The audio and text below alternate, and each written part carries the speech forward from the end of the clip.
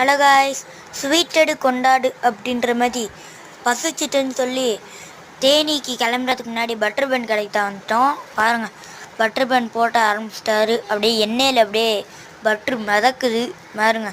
இப்போ தலைவர் ஆரம்பிச்சிட்டாரு. ஒன்று இது அப்படியே 37 என்னமோ அப்படியே அடுக்கி வச்சிருவாரு பாருங்கள்.